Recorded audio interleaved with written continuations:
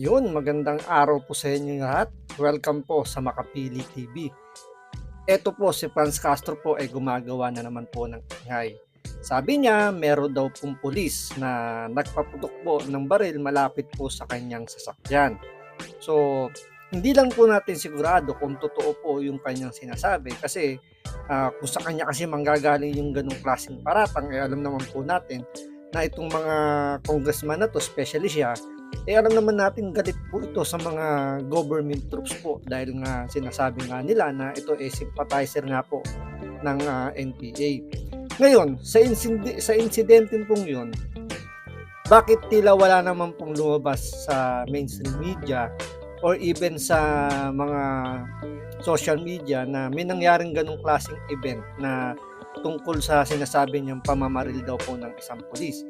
Hanggang ngayon po, wala pa rin naman po inilalabas na report ang PNP regarding dun sa insidente na yon. Pero kiniklaim po niya na yung pulis daw po nagpaputok malapit po sa sasakyan niya at ang kanyang alegasyon dito is sa kanyang seguridad daw po dahil nga daw po isa siya sa mga very vocal na tumutilig sa kay Vice President Sara Duterte.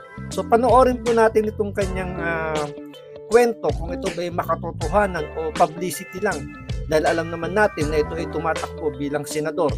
So publicity ang kailangan po nila ngayon dahil sa alam naman nila na medyo alanganin o talagang malabong manalo sila sa pagiging senador.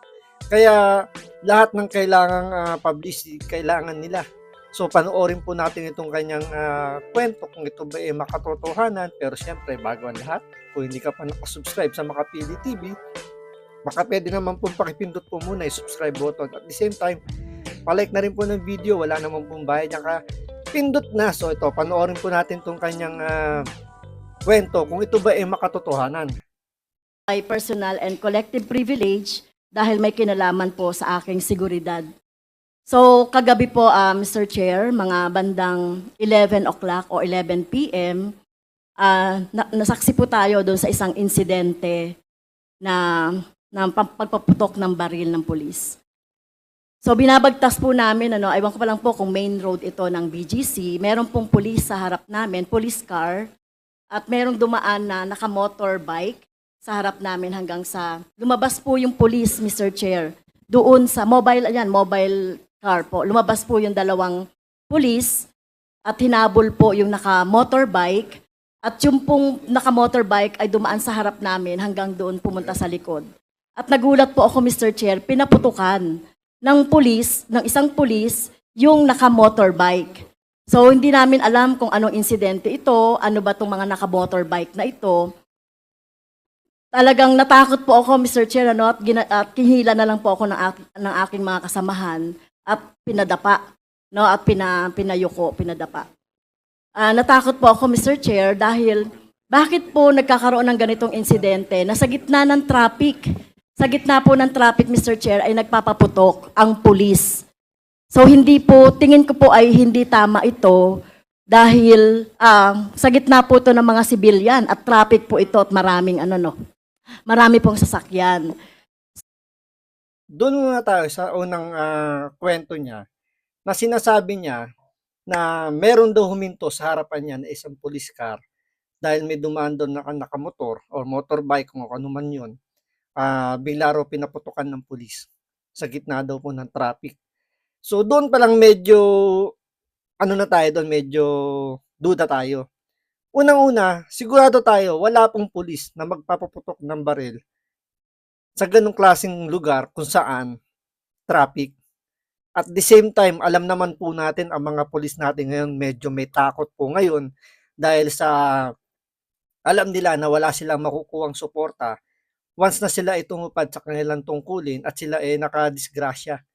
Alam po nila na ang kasasapitan nila is pagkakakulong kapag ginawa nila yon dahil nga nasa bloodless war on drugs or kung ano mang tinatahak ng administrasyon natin, gusto nila is pakiusapan lang.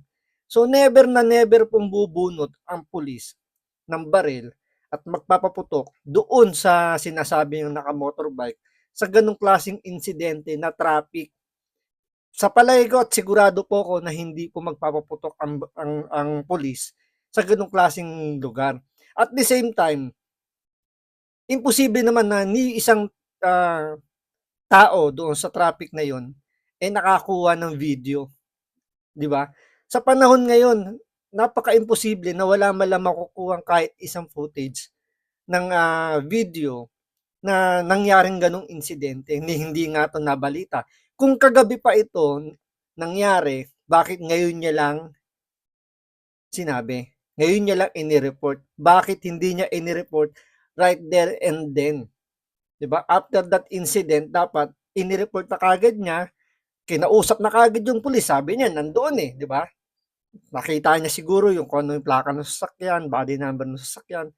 Bakit hindi niya kaagad pinangalanan, hindi niya kaagad ipinatawag, hindi man lang niya kinumpronta yung PNP sa oras na yon? Bakit kailangan diyan pa sa Kongreso? Bakit kailangan niya pa dandalin? Siyempre, dahil ang kailangan niya ito is publicity, kailangan niya makakuha ng atensyon dahil nga nalalapit na yung eleksyon. So tuloy natin. So, naalala ko po, Mr. Chair, yung insidente na naganap noong 6 years ago sa Talaingod na kung saan Ito na po. Ito na po yung pagda-divert niya papunta ah, sa allegation niya na ito eh may ano kumbaga ito eh, may kinalaman kay Vice President Sara Duterte at kay Pangulong Duterte. Ida-divert niya na ngayon yung nangyaring kwentong ginagawa niya. Kung totoo hindi natin sinasabing hindi totoo, pero ang sa atin lang naman eh kung totoo dahil nga wala pang confirmation yung PNP tungkol dun sa nangyaring insidente na yon. So ito, panoorin po natin kung paano niya ida-divert yung kwento niya muna kasi siya lang naman nagkikwento, wala namang magpapatunay kung totoo ba yung kwento niya. Kaya pakinggan lang muna natin yung kwento niya kung ito ba ay totoo. nandun po kami sa isang lugar sa Talaingod ay pinaputukan din ang sasakyan ko ng dalawang riding in tandem. Kaya po sana po ay magkaroon tayo ng report, lalong-lalo na po dito sa station ng police na sumasakop po sa BGC. Kung ito po ba ay legitimate na operation. Pero hindi po dapat nagpapaputok sa harap ng mga civilian. Alam ba nila na nandoon po ako? Sa gitna po nagpaputok, hinabol sa likod. Kaya po, Mr. Chair, tinitake ko po ito, kung hindi po magkakaroon ng police report na kung ano man po itong insidente na ito, tinitake ko po ito as personal threat sa aking seguridad.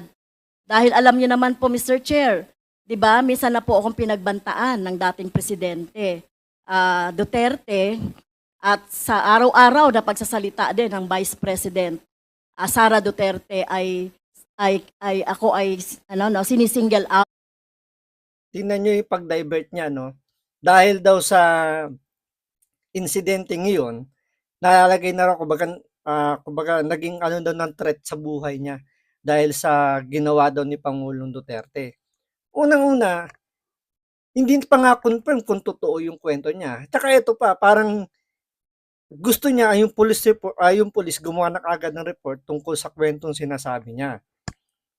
So, pag ito hindi nagawa ng report ng PNP, palalabasin niya na yung insidenteng yon para sa kanya or pananakot para sa kanya na yung nangyari yun. Kumbaga, doon niya ida-divert na yung insidenteng yon is parang strong statement na para patahimikin siya.